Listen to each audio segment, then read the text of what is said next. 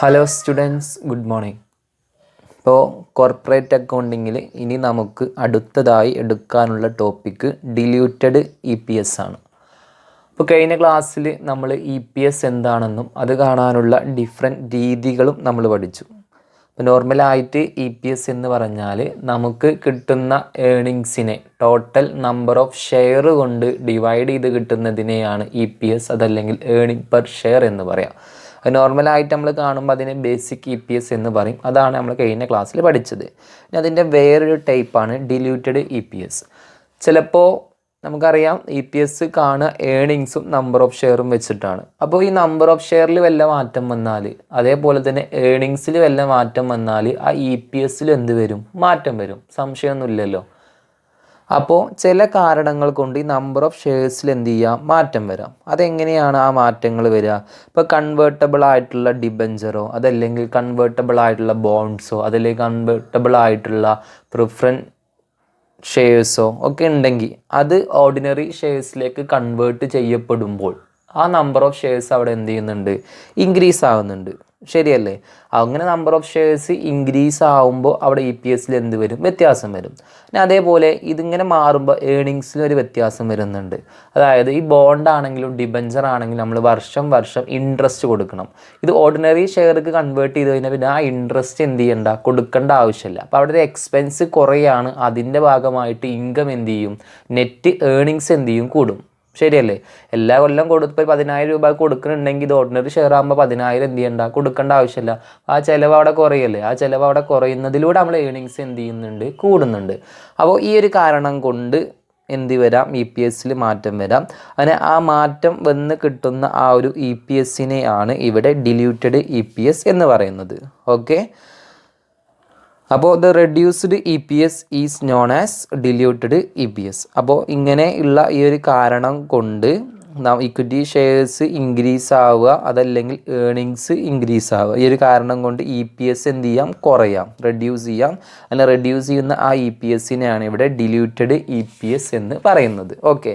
അപ്പോൾ ഡില്യൂട്ടഡ് E P എസിന് രണ്ട് കാരണങ്ങളാണ് ഉള്ളത്. ഒന്ന് ഡില്യൂട്ടഡ് ഏണിങ്സും അതേപോലെ ഡില്യൂട്ടഡ് ഷെയർസും. അതായത് കൂടിയ ഏണിങ്സിനെയാണ് ഡില്യൂട്ടഡ് ഏണിങ്സ് എന്ന് പറയുക. അതേപോലെ കൂടിയ എണ്ണമുള്ള ഷെയറിനെയാണ് ഡില്യൂട്ടഡ് ഷെയർ എന്ന് പറയുക. അപ്പോൾ നമുക്കൊരു ഡില്യൂട്ടഡ് ഇ പി എസ് കണ്ടുപിടിക്കണമെങ്കിൽ ആദ്യം കണ്ടുപിടിക്കേണ്ടത് ഡില്യൂട്ടഡ് ഏണിങ്സും ഡില്യൂട്ടഡ് ഷെയർസുമാണ്. ഓക്കെ, അത്രയേ ഉള്ളൂ അതിൽ പറയുന്നത്. അപ്പോൾ ഡില്യൂട്ടഡ് ഏണിങ്സ് എന്ന് പറഞ്ഞാൽ ഇപ്പോൾ നമ്മൾ പ്രിഫറൻസ് ഷെയർ ഹോൾഡേഴ്സ് ആണെങ്കിൽ ഡിവിഡൻറ്റ് കൊടുക്കേണ്ടി വരും. ആ ഡിവിഡൻറ്റ് ഓൾറെഡി ഉള്ള ഏണിങ്സിൻ്റെ കൂടെ ആഡ് ചെയ്യണം. ആഡ് ചെയ്യുമ്പോൾ ശ്രദ്ധിക്കാനുള്ളത് ആഫ്റ്റർ ടാക്സ് ഡിവിഡൻറ്റ് ആയിരിക്കണം ആഡ് ചെയ്യേണ്ടത്. ഇപ്പോൾ ഉദാഹരണം പറയുകയാണെങ്കിൽ 10,000 രൂപയാണ് വർഷം അവർക്ക് ഡിവിഡൻറ്റ് കൊടുത്തിട്ട് എങ്കിൽ ആ 10,000 ആഡ് ചെയ്ത് 10,000 ടാക്സ് എമൗണ്ട് എത്രയാണ് അത് കുറച്ചിട്ടുള്ളതാണ് എന്ത് ചെയ്യാൻ പറ്റുള്ളൂ? ആഡ് ചെയ്യാൻ പറ്റുള്ളൂ. അങ്ങനെ ചെയ്യുന്നതിൻ്റെ കാരണം അപ്പോൾ 10,000 നേരിട്ട് ആഡ് ചെയ്യുകയാണെങ്കിൽ നമ്മളെ ഏണിങ്സ് അത്രയും 10,000 കൂടണം. അപ്പോൾ ആ എമൗണ്ടിന് നമ്മൾ എന്തടക്കണം? വർഷാവസാനം ഏണിങ്സ് കൂടുന്ന ടാക്സ് അടക്കണം. അപ്പോൾ അങ്ങനെ കൂട്ടാകുമ്പോൾ നമുക്ക് ടാക്സ് കുറയാൻ വേണ്ടിയിട്ട് നമ്മൾ ആഫ്റ്റർ ടാക്സ് ഡിവിഡൻറ്റ് എന്ത് ചെയ്താൽ മതി? ആഡ് ചെയ്യുക. 10,000 ഫുള്ള് ആഡ് ചെയ്യരുത്. അതിൽ ഡിവിഡൻറ്റ് കുറച്ചിട്ടുള്ള എമൗണ്ട് എന്ത് ചെയ്യുക? ആഡ് ചെയ്യുക. അത് അപ്പോഴാണ് നമുക്ക് കറക്റ്റ് ഏണിങ്സ് എന്ത് ചെയ്യുള്ളൂ? കിട്ടുള്ളൂ. അതേപോലെ ഇൻട്രസ്റ്റ്, ഇപ്പോൾ ബോണ്ടോ ഡിബഞ്ചറോ ആണെങ്കിൽ ഇൻട്രസ്റ്റ് ആയിരിക്കും കൊടുക്കുക. അപ്പോൾ അങ്ങനെ അത് ബോണ്ടോ ഡിബഞ്ചറോ ഓർഡിനറി ഷെയർ ആയിട്ട് കൺവേർട്ട് ചെയ്തിട്ടുണ്ടെങ്കിൽ അതിൻ്റെ ആഫ്റ്റർ ടാക്സ് ഇൻട്രസ്റ്റ് ആണ് എന്ത് ചെയ്യേണ്ടത്? ആഡ് ചെയ്യേണ്ടത്. അതല്ല വേറെ അതേപോലെ ഇതുമായി ബന്ധപ്പെട്ട എക്സ്പെൻസോ ഇൻകോ ഉണ്ടെങ്കിൽ എന്ത് ചെയ്യണം? അതും അതിൽ അഡ്ജസ്റ്റ് ചെയ്യണം. ഓക്കെ. ഇനി പിന്നെ അടുത്ത് നോക്കാനുള്ളത് എന്താണ്? ഡില്യൂട്ടഡ് ഷെയർ ആണ്. ഡില്യൂട്ടഡ് ഷെയർ എന്ന് പറഞ്ഞാൽ നമ്മൾ മുന്നേ weighted average number of ordinary share ആണ് നമ്മൾ മുന്നേ കണ്ടുപിടിക്കാൻ പഠിച്ചിരുന്നു. അതിൻ്റെ കൂടെ വെയ്റ്റഡ് ആവറേജ് നമ്പർ ഓഫ് അതിൻ്റെ കൂടെ നമ്മൾ ഈ കൺവേർട്ട് ചെയ്ത് വരുന്ന ഷെയർസിൻ്റെ എണ്ണം കൂടി എന്ത് ചെയ്യണം? ആഡ് ചെയ്യണം. അപ്പോൾ നമുക്ക് പുതിയ ഷെയർസിൻ്റെ എന്ത് ചെയ്യും? എണ്ണം കിട്ടും. ഡില്യൂട്ടഡ് ഷെയർസ് കിട്ടും. ഒന്നുമില്ല, ഓൾറെഡി എത്ര നമ്പർ ഓഫ് ഷെയർ ആണോ ഉള്ളത് അതിൻ്റെ കൂടെ പുതുതായി വരുന്ന ഷെയറിൻ്റെ എണ്ണം എന്ത് ചെയ്യുക? ആഡ് ചെയ്യുക. അത്രയേ ഉള്ളൂ. അപ്പോൾ നമുക്ക് എന്ത് കിട്ടും? ഡില്യൂട്ടഡ് ഷെയർ കിട്ടും. ഡില്യൂട്ടഡ് ഏണിങ്സും അങ്ങനെ തന്നെയാണ്. ഓൾറെഡി ഉള്ള ഏണിങ്സിൻ്റെ കൂടെ പുതുതായിട്ട് നമുക്ക് ആ ഒരു കൺവേർട്ട് ചെയ്ത് കഴിഞ്ഞാൽ ഓൾറെഡി അതിന് വരുന്നതിന് എക്സ്പെൻസ് അവിടെ എന്ത് ചെയ്യും? കുറയും. അപ്പോൾ ഞാൻ നേരത്തെ പറഞ്ഞു, ഇപ്പോൾ ഡിബഞ്ചറിൻ്റെ കേസ് ആണെങ്കിൽ ഇപ്പോൾ 20,000 രൂപയാണ് അതിന് ഇൻട്രസ്റ്റ് കൊടുത്തിട്ടുള്ളത് എങ്കിൽ അത് ഓർഡിനറി ഷെയർ ആകുമ്പോൾ 20,000 എന്ത് ചെയ്യേണ്ട ആവശ്യമില്ല? കൊടുക്കേണ്ട ആവശ്യമില്ല. അപ്പോൾ നമുക്കത് ഏണിങ്സിൻ്റെ കൂടെ എന്ത് ചെയ്യാം, ആഡ് ചെയ്യുമ്പോൾ അതിന് ടാക്സ് കുറച്ച് എമൗണ്ടാണ് ആഡ് ചെയ്യേണ്ടത്. അത്രയേ ഉള്ളൂ. ഇവിടെ വളരെ സിമ്പിളാണ്. ഡിലൂട്ടഡ് ഷെയർ കണ്ടുപിടിക്കുക. ഓൾറെഡി ഉള്ള ഷെയറിൻ്റെ കൂടെ പുതുതായിട്ട് എത്ര ഷെയർ ആണോ ആഡ് ആവുന്നത് അത് എന്ത് ചെയ്യുക, ആഡ് ചെയ്യുക. ഓക്കെ. പിന്നെ ഡിലൂട്ടഡ് ഏണിങ്സിനെ ഡിലൂട്ടഡ് ഷെയർ കൊണ്ട് ഡിവൈഡ് ചെയ്യുമ്പോൾ നമുക്ക് ഡിലൂട്ടഡ് EPS കിട്ടും. ഇവിടെ ഒരു ക്വസ്റ്റ്യൻ പറയുന്നുണ്ട്, നമുക്ക് നോക്കാം. X limited has 100 million on ₹10 shares in issue. X limited 10 രൂപ വിലയുള്ള 100 മില്യൺ ഷെയർ ഇഷ്യൂ ചെയ്തിട്ടുണ്ട്. അവർക്ക് അതേപോലെ തന്നെ 100 രൂപ വിലയുള്ള 2 മില്യൺ കൺവേർട്ടബിൾ ബോണ്ട്സും കൂടി ഉണ്ട്.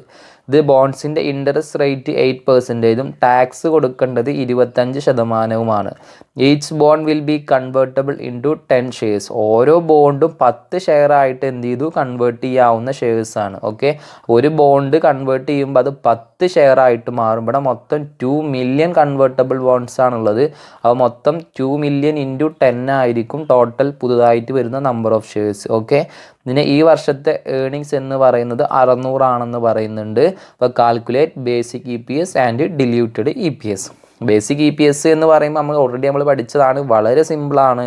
ഓൾറെഡി എത്ര ഏണിങ്സ് ആണോ ഉള്ളത് അതിൽ നിന്ന് നമ്പർ ഓഫ് ഷെയർസ് എന്ത് ചെയ്യുക, മൾട്ടിപ്ലൈ ചെയ്യുക. ഇപ്പോൾ ഓൾറെഡി ഉള്ള ഏണിങ്സ് എത്രയാണ്, 600 മില്യൺ ആണ്. എത്രയാണ്, 600 മില്യൺ. ഓൾറെഡി ഉള്ള ഷെയർസ് എത്രയാണ്, 100 മില്യൺ ഷെയർസ് ആണ് ഉള്ളത്. അപ്പോൾ എങ്ങനെ EPS കാണാം, basic EPS is equal to 600 million divided by 100 million. അങ്ങനെയല്ലേ വരിക. Basic EPS is equal to earnings divided by number of shares. Basic EPS is equal to 600 million divided by 100 million. അതാ ഇവിടെ കണ്ടിട്ടുണ്ട്. 600 മില്യൺ എന്നല്ല എഴുതിയിട്ടില്ല. 600 million divided by 100 million. മില്യനും cut ചെയ്ത് പോകും കേട്ടോ. പിന്നെ 2 കട്ട് ചെയ്ത് പോകുക. ബാക്കി ₹6 പെർ ഷെയർ. ഒരു ഷെയറിന് എത്ര രൂപ, 6 രൂപ. അതാണ് ബേസിക് EPS വരിക. അപ്പോൾ സിമ്പിളാണ്, നമ്മൾ ഓൾറെഡി മുന്നേ പഠിച്ചതാണ്. നമുക്ക് എങ്ങനെയാണ് ഡില്യൂട്ടഡ് EPS കാണാൻ നോക്കാം. ഡില്യൂട്ടഡ് EPS ആകുമ്പോൾ നമ്മൾ ആദ്യം എന്ത് കണ്ടുപിടിക്കണം, ഡില്യൂട്ടഡ് ഏണിങ്സും കണ്ടുപിടിക്കണം, ഡില്യൂട്ടഡ് ഷെയറും എന്ത് ചെയ്യണം, കണ്ടുപിടിക്കണം. അപ്പോൾ നമുക്ക് ഡില്യൂട്ടഡ് ഏണിങ്സ് എന്ത് ചെയ്യാം, കണ്ടുപിടിക്കാം. ഓൾറെഡി ഉള്ള ഏണിങ്സ് 600 മില്യൺ ആണ്. ഓൾറെഡി നമ്മൾ പറഞ്ഞു. അതിൻ്റെ കൂടെ ഈ കൺവേർട്ടബിൾ ബോണ്ട് ഓർഡിനറി ഷെയറായി കൺവേർട്ട് ചെയ്യുമ്പോൾ നമുക്കൊരു ലാഭം വരുന്നുണ്ട്. എന്താണ് ആ ലാഭം? ഇവിടെ 2 മില്യൺ 100 രൂപ വിലയുള്ള 2 മില്യൺ കൺവേർട്ടബിൾ ബോണ്ട്സ് ആണുള്ളത്. അതിൻ്റെ ഇൻട്രസ്റ്റ് എന്ന് പറയുന്നത് എത്രയാണ്, 8% ആണ്. അപ്പോൾ നമ്മൾ ഇത്രയും എമൗണ്ടിന് എല്ലാ വർഷവും 8% ഇൻട്രസ്റ്റ് കൊടുത്തിരുന്നു. അപ്പോൾ ഇതിപ്പോൾ ഓൾറെഡി ഷെയർ ആയിട്ട് എന്ത് ചെയ്തു, കൺവേർട്ട് ചെയ്യപ്പെട്ടു. അപ്പോൾ ഈ ഒരു ഇൻട്രസ്റ്റ് എന്ത് ചെയ്യേണ്ട ആവശ്യമില്ല, കൊടുക്കേണ്ട ആവശ്യമില്ല. അപ്പോൾ ആ കൊടുക്കേണ്ടാത്ത ഇൻട്രസ്റ്റ് നമുക്ക് 600 മില്യൻ്റെ കൂടെ എന്ത് ചെയ്യാൻ പറ്റും, ആഡ് ചെയ്യാൻ പറ്റും. ഓക്കെ. അപ്പോൾ 8% ആണ് അവിടുത്തെ ഇൻട്രസ്റ്റ് റേറ്റ്. പിന്നെ ഞാൻ അവിടെ പറഞ്ഞു ഏണിങ്സ് ആഡ് ചെയ്യുമ്പോൾ ടാക്സ് മൈനസ് ചെയ്ത എമൗണ്ട് ആണ് ആഡ് ചെയ്യേണ്ടത്. അത് മാത്രം ശ്രദ്ധിച്ചാൽ മതി. അപ്പോൾ ടോട്ടൽ കൺവേർട്ടബിളിൻ്റെ എമൗണ്ട് എന്ന് പറഞ്ഞാൽ 2 മില്യൺ ഇൻറ്റു 100 ആണ്. 100 രൂപ വിലയുള്ള 2 മില്യൺ കൺവേർട്ടബിൾ ബോണ്ട്സ് ആണുള്ളത്. അപ്പോൾ ടോട്ടൽ എമൗണ്ട് എന്ന് പറയുമ്പോൾ 2 മില്യൺ ഇൻറ്റു 100. മില്യൻ്റെ പൂജ്യങ്ങളും നമ്മൾ കൊടുക്കണ്ട, മില്യൺ തന്നെ ഇട്ടാൽ മതി. അവസാനത്തെ ആൻസറിൻ്റെ കൂടി മില്യൺ ഇട്ടാൽ മതി. MN എന്നിവിടെ കാണിച്ചിട്ടില്ല, അതേപോലെ ഇട്ടാൽ മതി കേട്ടോ. അപ്പോൾ മൊത്തം എമൗണ്ട് വരിക 2 മില്യൺ ഇൻറ്റു 100. അതായത് 2 ഇൻറ്റു 100 200 ആണ്. 200ൻ്റെ 8% വർഷം എന്ത് കൊടുക്കാനുള്ളത്, ഇൻട്രസ്റ്റ് കൊടുക്കാനുള്ളത്. അപ്പോൾ 200ൻ്റെ 8% എന്ന് പറയുമ്പോൾ നമുക്ക് കിട്ടുക 16 ആയിരിക്കും. 200ൻ്റെ 8%. ഓക്കെ. 200ൻ്റെ 8% എന്ന് പറയുന്നത് 16 ആയിരിക്കും. അതിൽ നിന്ന് 25% ടാക്സ് എന്ത് ചെയ്യണം, കുറക്കണം. അപ്പോൾ 16ൻ്റെ 25% കുറക്കുമ്പോൾ 16ൻ്റെ 25% എന്ന് പറയുമ്പോൾ 4 ആണ്. അപ്പോൾ 16 മൈനസ് 16 ഇൻറ്റു 25/100. 16ൽ നിന്ന് 16ൻ്റെ 25% കുറക്കുക. 16ൽ നിന്ന് 16ൻ്റെ 25% എന്ന് പറയുമ്പോൾ 16ൻ്റെ 25% 4 ആണ്. അപ്പോൾ 16ന്ന് 4 കുറച്ചാൽ നമുക്ക് എത്ര കിട്ടും, 12 കിട്ടും. അതിൻ്റെ കാൽക്കുലേഷനാണ് ഇവിടെ ചെയ്തിട്ടുള്ളത് കേട്ടോ. അപ്പോൾ നിങ്ങൾക്ക് അറിയാം ചിലപ്പോൾ മനസ്സിലാവില്ല എന്ന് വിചാരിച്ചിട്ടാണ് ഞാൻ ഇങ്ങനെ പറഞ്ഞത്. അപ്പോൾ നമ്മൾ ഇവിടെ ചെയ്യേണ്ടത്, ഇതിൻ്റെ കാൽക്കുലേഷൻ ഓൾറെഡി ഞാൻ ഇവിടെ എഴുതുന്നുണ്ട്. അപ്പോൾ ടോട്ടലി 2 മില്യൺ ഷെയർ ആണുള്ളത്. അപ്പോൾ 2 MN ഇൻറ്റു മൊത്തം 100 രൂപയാണ് വിലയുള്ളത്. ഇതാണ് അപ്പോൾ ടോട്ടൽ ഡിബഞ്ചറിൻ്റെ എമൗണ്ട് വരിക. അതിൻ്റെ 8% ആണ് ടോട്ടൽ ഇൻട്രസ്റ്റ് വരിക. ഓക്കെ. അപ്പോൾ ഇത് ചെയ്യുമ്പോൾ നമുക്ക് കിട്ടുക 16 ഈസ് ഈക്വൽ ടു 16. ഈ 16ൽ നിന്ന് ടാക്സ് നമ്മൾ എന്ത് ചെയ്യണം, മൈനസ് ചെയ്യണം. അപ്പോൾ 16 നിന്ന് 16 ഇൻറ്റു 25% എന്ത് ചെയ്യുക, കുറക്കുക. അപ്പോൾ 16 നിന്ന് നമ്മൾ എത്ര കുറക്കുക, 4 കുറക്കുക. 4 കിട്ടിയത് 16ൻ്റെ 25%ആണ് 4. അപ്പോൾ നമുക്ക് എത്ര കിട്ടും, 12. Okay, 12 million. അപ്പോൾ 600ൻ്റെ കൂടെ 12 മില്യൺ കൂട്ടി 612 മില്യനായി. ഓക്കെ, ഇനി നമ്മൾ ഈ ഷെയർസ് എന്ത് ചെയ്യണം, ആഡ് ചെയ്യണം. ഓൾറെഡി ഉള്ള ഷെയർ 100 മില്യൺ ആണ്. അപ്പോൾ 100 മില്യൺ. എത്ര ഷെയറാണ് പുതുതായിട്ട് വരിക, 2 മില്യൺ കൺവേർട്ടബിൾ ബോണ്ട്സ് ആണുള്ളത്. ഈ 2 മില്യൺ കൺവേർട്ടബിൾ ബോണ്ട്സ് ഒരു ബോണ്ടിന് 10 ഷെയറാണ് കിട്ടുന്നത്. അപ്പോൾ 2 ഇൻറ്റു 10 ആണ് വരിക. ശരിയല്ലേ? ഒന്ന് കൺവേർട്ട് ചെയ്യുമ്പോൾ എത്ര എണ്ണം കിട്ടും, 10 എണ്ണം കിട്ടും. ഇവിടെ എത്ര എണ്ണം ഉണ്ട്, 2 മില്യൺ ഉണ്ട്. അപ്പോൾ 2 മില്യൺ ഇൻറ്റു 10, അപ്പോൾ 2 ഇൻറ്റു 10 20 മില്യൺ കിട്ടും. ഓക്കെ, ഓൾറെഡി 100 മില്യൺ ആണുള്ളത്. കൺവേർട്ട് ചെയ്യുമ്പോൾ എത്ര വരും, 20 മില്യൺ. അപ്പോൾ ടോട്ടലി 120 മില്യൺ. അപ്പോൾ നമുക്ക് ഡില്യൂട്ടഡ് ഏർണിങ്സും കിട്ടി, ഡില്യൂട്ടഡ് ഷെയർസും കിട്ടി. ഇനി ഡില്യൂട്ടഡ് EPS കാണാൻ ഇതിനെ ഇതുകൊണ്ട് എന്ത് ചെയ്യുക, ഡിവൈഡ് ചെയ്യുക. 612 മില്യൺ ഡിവൈഡഡ് ബൈ 120 മില്യൺ. മില്യനും മില്യനും എന്ത് ചെയ്യും, കട്ട് ചെയ്ത് പോകും. ബാക്കിയിട്ട് 5.1 പെർ ഷെയർ. ഓക്കെ, അപ്പോൾ നമ്മൾ ഈ ഇത് കൺവേർട്ട് ചെയ്തതിന് ശേഷം നമുക്ക് 0.9 എന്ത് ചെയ്യുന്ന ഡില്യൂഷൻ സംഭവിച്ചിട്ടുണ്ട്. അത് 6ൽ നിന്ന് EPS എത്രയായിട്ട് കുറഞ്ഞു, 5.1 ആയിട്ട് എന്ത് ചെയ്തു, കുറഞ്ഞു. ഓക്കെ, അപ്പോൾ ഇതാണ് ഡില്യൂട്ടഡ് EPS കാണാനുള്ള പ്രോബ്ലം. അപ്പോൾ വളരെ സിമ്പിളാണ്. ഒന്നുകൂടി നന്നായിട്ട് എന്ത് ചെയ്യുക, നോക്കി പഠിക്കുക. അപ്പോൾ നെക്സ്റ്റ് നമുക്ക് നോക്കാനുള്ള ഒരു അക്കൗണ്ടിങ് സ്റ്റാൻഡേർഡാണ് സെഗ്മെൻറ്റ് റിപ്പോർട്ടിംഗ്. ഇത് IFRSൽ 8ഉം അതേപോലെ ഇന്ത്യൻ അക്കൗണ്ടിങ് സ്റ്റാൻഡേർഡ്സിൽ 108ലുമാണ് പറയുന്നത്. അപ്പോൾ ഒരു ലാർജ് കമ്പനി ആകുമ്പോൾ അതിന് കുറേ പ്രൊഡക്ട്സ് ആൻഡ് സർവീസസ് ഉണ്ടാവും. അത് ചിലപ്പോൾ ഡിഫറെൻറ്റ് കൺട്രീസിലായിട്ടായിരിക്കും ഉണ്ടാവുക. അതേപോലെ തന്നെ അവർ ഡിഫറെൻറ്റ് ബിസിനസ് ആക്ടിവിറ്റീസിൽ എൻഗേജ്ഡ് ആയിരിക്കും. അപ്പോൾ ഈ കമ്പനീസിൻ്റെ ഒക്കെ ഓവറാളായിട്ടുള്ള റിസൾട്ടിൻ്റെ ഇൻഫർമേഷൻസ് ഫിനാൻഷ്യൽ സ്റ്റേറ്റ്മെൻറ്റ് യൂസ് ചെയ്യുന്ന ആളുകൾക്ക് എന്താണ് അറിയേണ്ടതായിട്ട് ഉണ്ട്. അപ്പോൾ അത് അവരെന്ത് ചെയ്യുന്നുണ്ട്, ഹെൽപ്പ് ചെയ്യുന്നുണ്ട്. അപ്പോൾ അതിൻ്റെ ഇതാണ് അപ്പോൾ ഒരു സെഗ്മെൻറ്റ് റിപ്പോർട്ടിങ്ങിൻ്റെ റീസൺ ആയിട്ട് എന്ത് ചെയ്യുന്നത്, പറയുന്നത്. അതായത് from each of these product geography will help to the users of financial statement. അപ്പോൾ ഇതിൽ നിന്ന് കിട്ടുന്ന ആ ഒരു ഇൻഫർമേഷൻ ഫിനാൻഷ്യൽ സ്റ്റേറ്റ്മെൻറ്റിൻ്റെ യൂസേഴ്സിന് എന്ത് ചെയ്യുന്നുണ്ട്, ഉപകാരപ്രദമാകുന്നുണ്ട്. അപ്പോൾ ഫിനാൻഷ്യൽ സ്റ്റേറ്റ്മെൻറ്റ് ഇപ്പോൾ ഒരു കമ്പനിയുടെ നമുക്ക് ആവശ്യമായിട്ട് പല കാര്യങ്ങൾക്കും ആവശ്യമായിട്ട് വരും. അപ്പോൾ ആ കമ്പനിയിൽ നമ്മൾ ഷെയർ മേടിക്കുമ്പോഴോ അതല്ലെങ്കിൽ നമ്മൾ ഭാവിയിലേക്ക് അതിൽ ഇൻവെസ്റ്റ് ചെയ്യുമ്പോഴൊക്കെ നമുക്ക് ആ കമ്പനിയുടെ ഫിനാൻഷ്യൽ സ്റ്റേറ്റ്മെൻറ്റ് യൂസേഴ്സിനെ അറിയണം.